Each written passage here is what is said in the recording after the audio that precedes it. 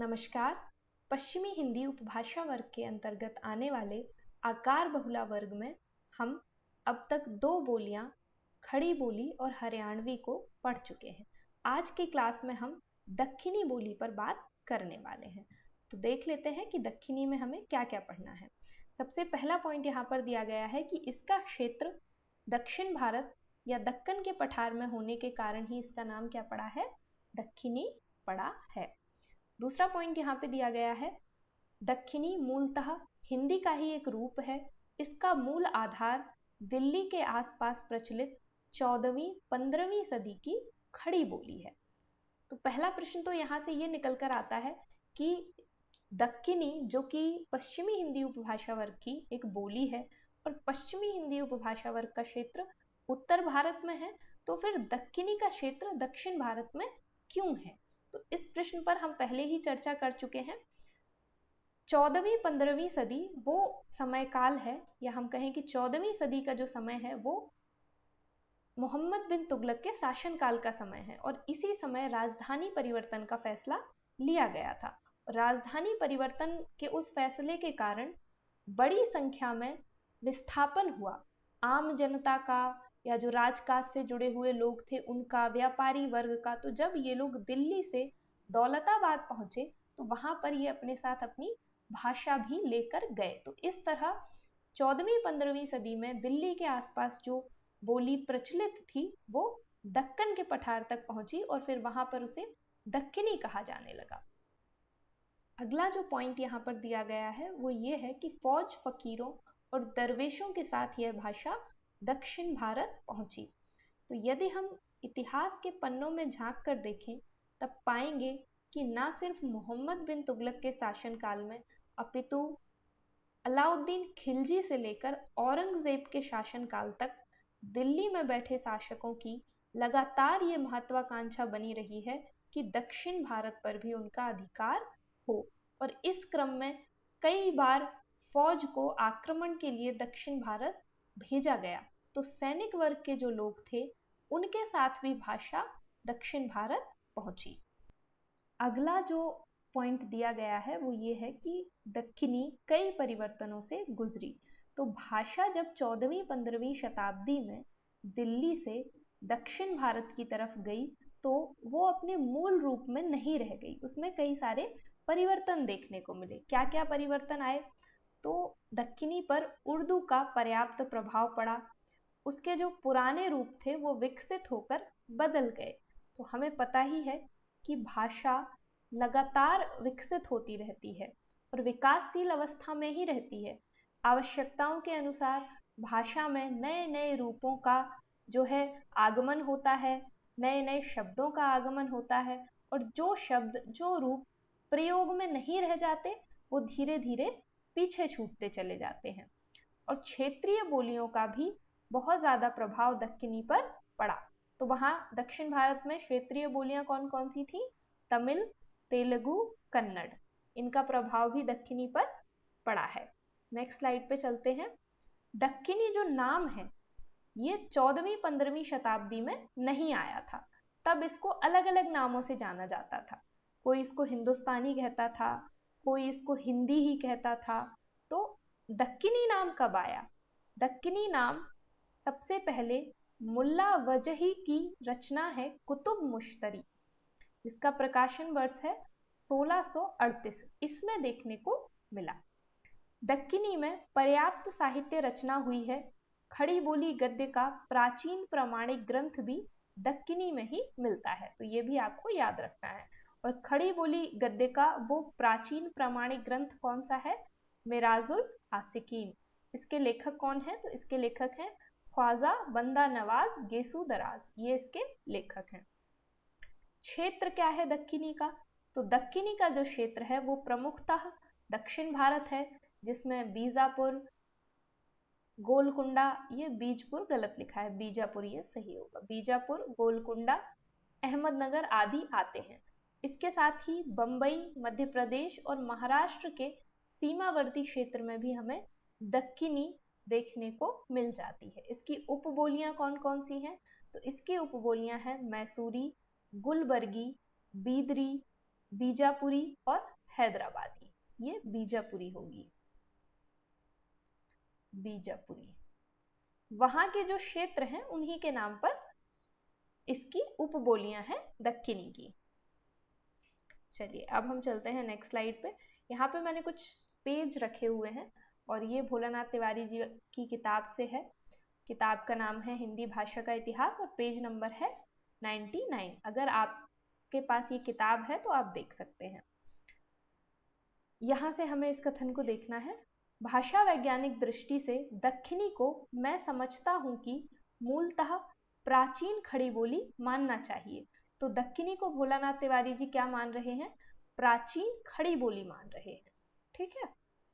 इसमें पंजाबी, हरियाणी, ब्रज, मेवाती तथा अवधी के कुछ रूप भी हैं। दक्षिण में जाने के बाद इस पर कुछ गुजराती मराठी का भी प्रभाव पड़ा है। इसको थोड़ा सा समझ लेते हैं कि भोलानाथ तिवारी जी कहना क्या चाह रहे हैं। भोलानाथ तिवारी जी कह रहे हैं कि जिस समय खड़ी बोली दक्षिण भारत गई लगभग 14वीं-15वीं शताब्दी में, उस समय प्राचीन खड़ी बोली थी। और प्राचीन खड़ी बोली में अभी की खड़ी बोली से क्या अंतर देखने को मिलता है? तो उस समय की खड़ी बोली में पंजाबी, हरियाणी, ब्रज, मेवाती, अवधी इन सभी बोलियों के रूप भी सम्मिलित थे। इन सभी बोलियों का स्वतंत्र रूप से अलग अलग विकास तब तक नहीं हो पाया था। और जब भाषा दक्षिण भारत गई तो रास्ते में गुजराती और मराठी का प्रभाव भी उस पर पड़ा। ध्यातव्य है कि उत्तरी भारत की पंजाबी, हरियाणी, ब्रज, अवधी आदि भाषाओं के रूपों के मिलने का यह अर्थ कदापि नहीं है कि इन सब का इस पर केवल प्रभाव है। वस्तु स्थिति यह है कि उस काल की भाषा कुछ इस प्रकार की मिश्रित थी ही। तो हम सभी को पता है कि भाषा लगातार विकसित होती रहती है। 14वीं-15वीं शताब्दी में जो प्राचीन खड़ी बोली देखने को मिलती है उसमें उसके आसपास की सभी भाषाओं का प्रभाव हमें देखने को मिलता है। तो प्राचीन खड़ी बोली में और वर्तमान खड़ी बोली में ये थोड़ा सा अंतर यहाँ पे हमें भोलानाथ तिवारी जी बता रहे हैं।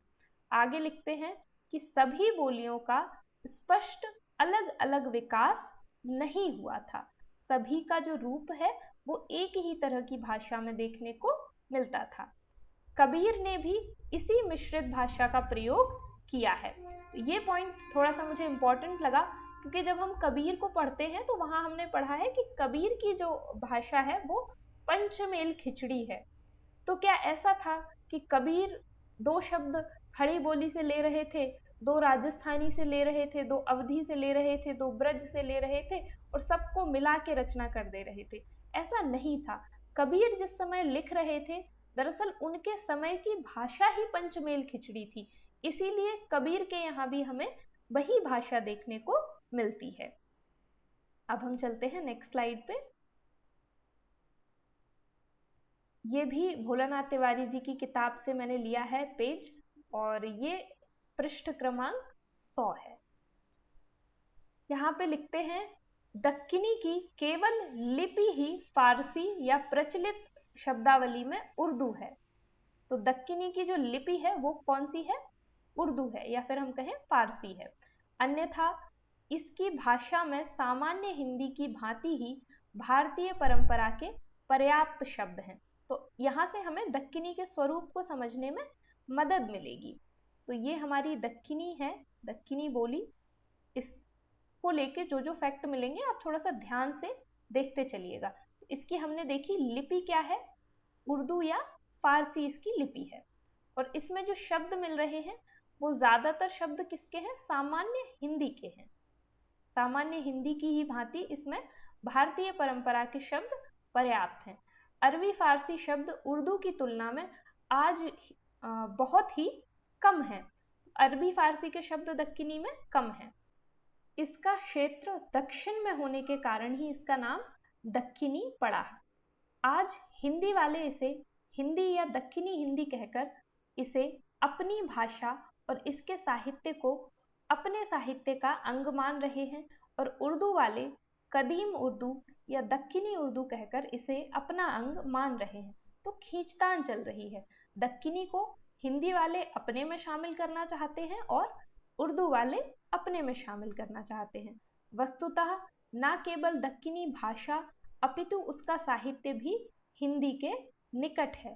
कुछ अपवादों को छोड़कर उर्दू के विरुद्ध दक्कनी भाषा और साहित्य की आत्मा पूर्णतः भारतीय है।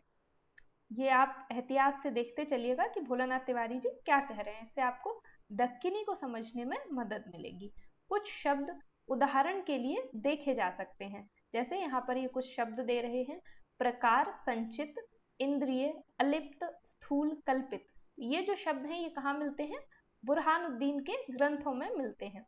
गगन, कला, पवन, नीर, अधर, यौवन, चूंकि ये भारतीय परंपरा के शब्द हैं और ये दक्कनी साहित्य के ग्रंथों में मिल रहे हैं, तो ये शब्द कुली कुतुब शाह के ग्रंथ में मिलते हैं। इसी तरह गंभीर, अनूप, भाल, जीव, ये मुल्ला वजही के ग्रंथों में मिलते हैं। यूं उर्दू भी हिंदी की एक शैली ही है, तो यहाँ पर ये उर्दू को भी हिंदी की एक शैली बता रहे हैं। बहुत सशक्त एवं सजीव शैली है। ऐसी स्थिति में दक्कनी हिंदी हिंदी ही है। अब आप ये गौर करिएगा कि जब हमने लिस्ट देखी थी भोलानाथ तिवारी जी की, तो उसमें ये दक्कनी को हिंदी के 18 बोलियों में शामिल नहीं कर रहे थे, लेकिन यहाँ पर पुरजोर समर्थन कर रहे हैं कि जो दक्कनी है वो हिंदी की ही एक बोली है। किसी भी दक्कनी गद्य लेखक या कवि के लिए कवि ने उसके लिए उर्दू शब्द का प्रयोग नहीं किया है। तो यहाँ पर ये एक तर्क और दे रहे हैं कि दक्कनी के किसी भी लेखक ने दक्कनी के लिए उर्दू शब्द का प्रयोग नहीं किया है। ऐसी स्थिति में किसी भी रूप में उर्दू का नाम प्रयोग उसके लिए बहुत उचित नहीं कहा जा सकता। तो ये कह रहे हैं कि जब दक्कनी के जो लेखक हैं उन्होंने ही दक्कनी के लिए उर्दू का प्रयोग नहीं किया, तो फिर अब उर्दू का प्रयोग करना उचित नहीं कहा जा सकता। दक्कनी के लिए प्राचीन नाम जो देखने को मिलते हैं वो क्या क्या हैं? तो हिंदी नाम देखने को मिलता है। इसके अलावा जो और नाम हमें देखने को मिलते हैं उनमें है दहलवी, चूंकि ये दिल्ली से गई थी इसीलिए इसका एक नाम दहलवी भी देखने को मिलता है, हिंदवी, और इसी तरह से बाद में संभवतः 17वीं सदी के अंतिम चरण में दक्कनी नाम प्रचलित हुआ है। और वो जो हमने फैक्ट देखा था वो भी यहीं से लिया गया है। इसका प्रथम प्रामाणिक प्रयोग कदाचित वजही में है। वे अपनी कुतुब मुश्तरी में लिखते हैं, दक्षिण में जो दक्कनी मीठी बात का। तो दक्कनी शब्द यहाँ पर आया है। ये देखिए, हम वापस से चलते हैं अपनी पुरानी स्लाइड की तरफ। ये जो हमने फैक्ट देखा था कि जो दक्कनी नाम है वो कहाँ से प्रचलित हुआ है, तो मुल्ला वजही का ग्रंथ है कुतुब मुश्तरी, वहाँ से दक्कनी नाम प्रचलित हुआ है। चलिए, तो ये हमने भोलानाथ तिवारी जी की किताब से देखा। उम्मीद करती हूँ कि यहाँ से आपको ठीक ठाक समझ में आई होंगी चीज़ें। तो आज के लिए बस इतना ही। अब हम कुछ प्रश्न देख लेते हैं जिनके उत्तर आप मुझे कमेंट बॉक्स में देंगे। और पिछली क्लास में भी मैंने 5 प्रश्न आपको दिए थे, उनके उत्तर भी आप लोगों ने दिए। मुझे बड़ी खुशी हुई है कि हाँ, आप लोग लगातार क्लासेस देख रहे हैं और सही उत्तर भी आए हैं। तो जो भी सबसे पहले सही उत्तर देगा उसका कमेंट में पिन कर दिया करूँगी। तो बाकी लोग जिन्हें उत्तर नहीं आ रहे हैं, जो जांचना चाह रहे हैं कि उनके उत्तर ठीक हैं या नहीं, आप वहाँ से देख लिया करें। आज के लिए हम प्रश्न देख लेते हैं। एक खाली स्लाइड ले लेते हैं। सबसे पहला प्रश्न आपको मुझे बताना है कि सौरसेनी अपभ्रंश के अंतर्गत आने वाले हिंदी के उपभाषा वर्गों के क्या नाम हैं। तो सौरसेनी अपभ्रंश के अंतर्गत कौन से उपभाषा वर्ग आते हैं, उनके नाम आपको मुझे बताने हैं। ठीक, हिंट दे देती हूँ, 3 उपभाषा वर्ग आते हैं, तीनों के नाम बताइएगा। दूसरा प्रश्न है, मैथिली का विकास किस अपभ्रंश से हुआ है। तो मैथिली जो बोली है उसका विकास किस अपभ्रंश से हुआ है। ठीक है, तीसरा प्रश्न देख लेते हैं, पूर्वी हिंदी का विकास किस अपभ्रंश से हुआ है। तो जो पूर्वी हिंदी उपभाषा वर्ग है उसका विकास किस अपभ्रंश से हुआ है? किस अपभ्रंश से हुआ? चौथा प्रश्न यहाँ पर हमारे सामने है, निमाड़ी को पश्चिमी हिंदी वर्ग में किसने रखा है? निमाड़ी बोली को पश्चिमी हिंदी उपभाषा वर्ग में किसने रखा है? ठीक, एक सेकंड रुकिएगा।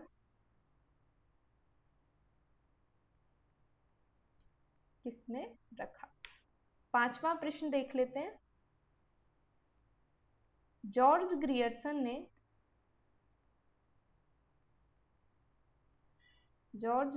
ने पश्चिमी